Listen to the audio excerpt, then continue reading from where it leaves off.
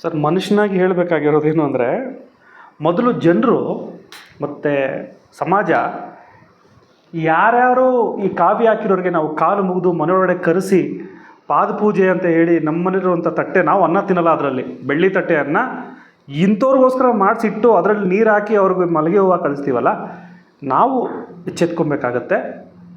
ಅಂದರೆ ಯಾವ ಮನುಷ್ಯನೂ ಕೂಡ ಸ್ವಾಮೀಜಿ ಆಗೋಕ್ಕಾಗಲ್ಲ ಅಥವಾ ದೇವರಾಗಕ್ಕಾಗಲ್ಲ ಅನ್ನುವಂಥ ಒಂದು ಉದಾಹರಣೆಗಳು ಈಗೀಗ ಆಚೆ ಬರ್ತಾ ಇದ್ದಾವೆ.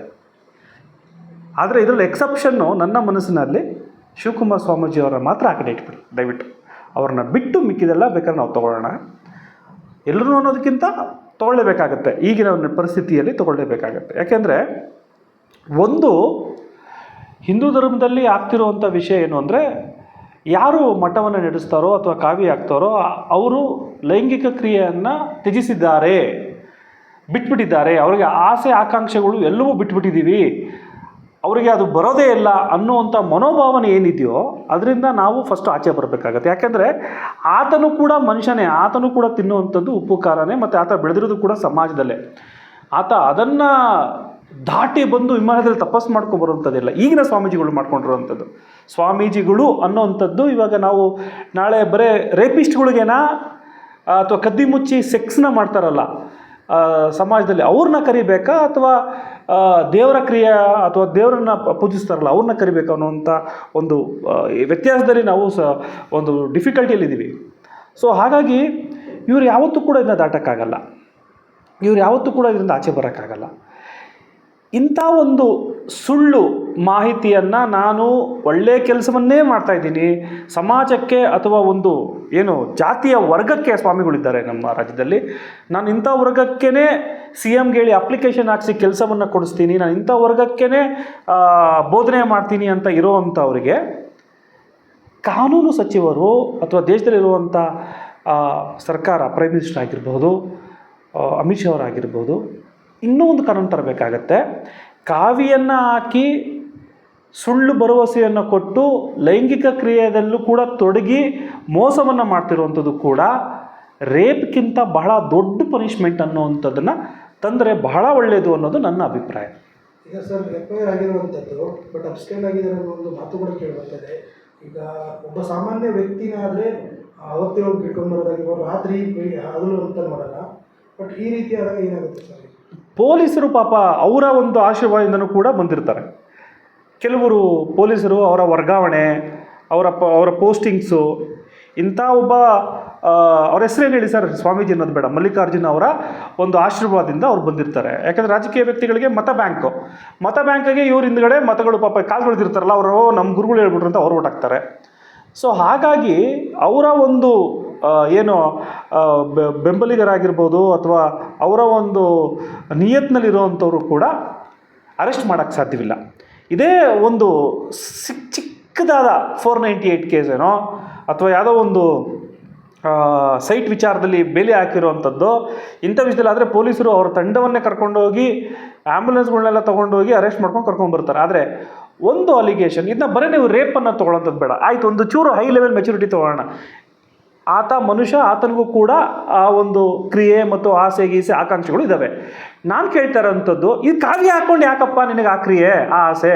ನಿಜ ಹೇಳು ಗುರು, ನನಗೂ ಇದೆ ಸ್ವಾಮಿ, ನನಗೂ ಕೂಡ ಆಸೆ ಆಕಾಂಕ್ಷೆಗಳಿದ್ದಾವೆ, ನನಗೂ ಎಲ್ಲ ಬರುತ್ತೆ, ನನಗೂ ಎಲ್ಲ ಗೊತ್ತಿದೆ, ನಂಗೆ ಅದು ಬೇಕು ಅಂತ ಹೇಳ್ಕೊಂಡು ಬಂದುಬಿಡಪ್ಪ.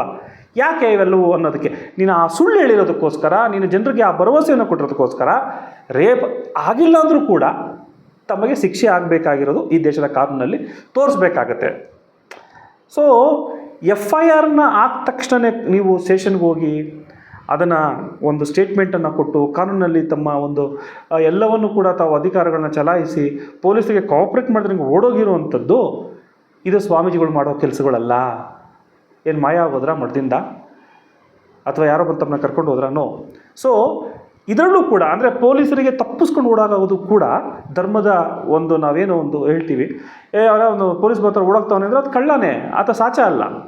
ಸೊ ಹಾಗಾಗಿ FIR ಆಗಿರೋದು, ಅರೆಸ್ಟ್ ಮಾಡದಿರುವಂಥದ್ದು ಆಗಲಿ ಅಥವಾ ಆತ ಓಡಾಗಿರೋದಾಗಲಿ ಎಲ್ಲವೂ ಕೂಡ ಕ್ಷಮಿಸದೇ ಇರುವಂಥ ತಪ್ಪುಗಳೇ ಸಮಾಜ ನಡೀತಾ ಇರುವಂಥದ್ದು ಸರ್. ಈಗ ಸಂತ್ರಸ್ತೆ ದೂರು ಕೊಟ್ಟಿರುವಂಥದ್ದು ದೂರಿನನ್ವಯ ನ್ಯಾಯ ಸಿಗುವಂಥದ್ದು ಎಷ್ಟರ ಮಟ್ಟಿಗೆ ಸರ್? ಸಂತ್ರಸ್ತೆಯ ಬಗ್ಗೆ ನಾವು ಏನೂ ಮಾತಾಡೋಕ್ಕೆ ಸಾಧ್ಯವಿಲ್ಲ. ಆಕೆ ಕೊಟ್ಟಿರುವಂಥ ದೂರಾಗಿ ಉಳಿಯುತ್ತೆ. ಆಕೆ ಪರವಾಗುತ್ತೋ ಅಥವಾ ಆಕೆ ವಿರುದ್ಧವಾಗುತ್ತೋ ಜಡ್ಜ್ಮೆಂಟು, ಇಟ್ಸ್ ನೋವೇರ್ ಕನ್ಸೆಂಟ್, ಅದು ನ್ಯಾಯಾಲಯ ತೀರ್ಪು ಕೊಡುತ್ತೆ. ಆದರೆ ಆಕೆಯ ಕೊಟ್ಟಿರುವಂಥ ಒಂದು ಅಲಿಗೇಷನ್ಸು, ಆಕೆ ಹೇಳ್ತಿರೋವಂಥದ್ದು ಈ ರೀತಿಯಾಗಿ ಈ ವ್ಯಕ್ತಿ ಈ ರೀತಿ ಕ್ರಿಯೆಯಲ್ಲಿ ತೊಡಗಿದ್ದಾರೆ ಅನ್ನೋವಂಥದ್ದು. ಇದು ಏನು ಮಠ ಅಂತ ನಾವು ಕರಿತೀವೋ ಅಥವಾ ಒಂದು ದೇವಸ್ಥಾನ ಅಂತ ಕರಿತೀವೋ, ನಮ್ಮ ಒಂದು ರಿಲಿಜಿಯಸ್ ಫೀಲಿಂಗ್ಸ್ಗಳನ್ನು ಹರ್ಟ್ ಮಾಡಿ ಆತ ಒಳಗಡೆ ಸುಳ್ಳು ಹೇಳಿ ಕುಂತಿರುವಂಥದ್ದು ಮಾತ್ರ ಭಾವನೆ ಕಾಣ್ತಾ ಇದೆ. ಆ ಸುಳ್ಳು ಹೇಳಿದಾನಲ್ಲ, ಅದಕ್ಕೆ ನಮಗೆ ಶಿಕ್ಷೆ ಆಗಬೇಕು. ಬಹಳಷ್ಟು ಬಾರಿ ನಾನು ಮತ್ತು ಒಂದು ಹೆಣ್ಣು ಮಗಳ ಮೇಲೆ ಆಗಿರುವಂಥ ಆ ತೊಡೆ ಮೇಲೆ ಮನಸ್ಸು ಮುತ್ಯ ಅನ್ನೋ ಅಂದ್ರ ಬಗ್ಗೆನೂ ಕೂಡ ನಾನು ವಿವಾದವನ್ನು ನಾನು ಮಾತಾಡಿದ್ದೀನಿ. ಹೀಗೆ ಹಲವಾರು, ಕೆಲವರು ಯಾರೋ ಒಬ್ಬರು ಸೋಲೂರಲ್ಲ, ಯಾರೋ ಒಬ್ಬರು ಪಾಪ ಆತನ ನಾವು ಖಂಡಿತವಾಗ್ಲೂ ನೆನೆಸ್ಕೊಬೇಕಾಗತ್ತೆ. ಆತ ಎಲ್ಲೋ ಒಂದು ಕಡೆ ಇಂಥ ಒಂದು ಕ್ರಿಯೆಯಲ್ಲಿ ನಾನು ಬ್ಲ್ಯಾಕ್ ಮೇಲ್ ಮಾಡಿದ್ದಾರೆ, ಹನಿ ಟ್ರಾಪ್ ಆಗಿದ್ದೀನಿ ಅಂತೇಳಿ ನೇಣಾಕೊಂಡು ಸತ್ತು ಹೋಗ್ತಾರೆ. ಸೊ ಹಾಗಾಗಿ ಮತ್ತೆ ನೋಡಿ, ಮೊನ್ನೆ ಯಾರೋ ಒಬ್ಬರು ರೇಪ್ ಕೇಸ್ನಲ್ಲಿ, ಮಕ್ಕಳ ಒಂದು ರೇಪ್ ಕೇಸ್ನಲ್ಲಿ ಮಠದಲ್ಲಾಗ್ತದೆ ಅಂತೇಳಿ ಚಿತ್ರದುರ್ಗದಲ್ಲಿ ಒಂದು ಮಠದ ಕೇಸ್ ಬರುತ್ತೆ. ಹೀಗೆ ಸಿನಿಮಾದಲ್ಲೋ ಅಥವಾ ಕಥೆಗಳಲ್ಲೋ ಅಥವಾ ಈ ರೀತಿ ರಂಗಾಯಣ ಈ ರೀತಿ ಎಲ್ಲರೂ ಕೂಡ ಹೇಳ್ತಿದ್ರು, ಮಠಾಧೀಶರು ಯಾರೂ ಕೂಡ ಸಾಚರಲ್ಲ, ಎಲ್ಲರೂ ಕೂಡ ಅವು ಎಲ್ಲೂ ಬೆಳಕಿಗೆ ಬರ್ತಾ ಇದೆಯಲ್ಲ. ಈ ಒಂದು ವಿಷಯದಲ್ಲಿ ಮಠಗಳಿಗೆ ಯಡಿಯೂರಪ್ಪರ ಕಾಲದಲ್ಲಿ ಇಷ್ಟು ಕೋಟಿ ಅಷ್ಟು ಕೋಟಿ ಅಂತ ಕೊಟ್ಟಲ್ಲ, ಅವೆಲ್ಲವೂ ಕೂಡ ಇನ್ಯಾವತ್ತೂ ಕೂಡ ಕೊಡಬಾರ್ದು. ಯಾಕಂದರೆ ಇವರು ಇವೆಲ್ಲವೂ ಕೂಡ ಮೋಜು ಮಸ್ತಿಗೆ ಬೆಳೆಸ್ತಾರೆ ಅನ್ನೋ ಒಂದು ಭಯ ಇದೆ ನಮಗೆ.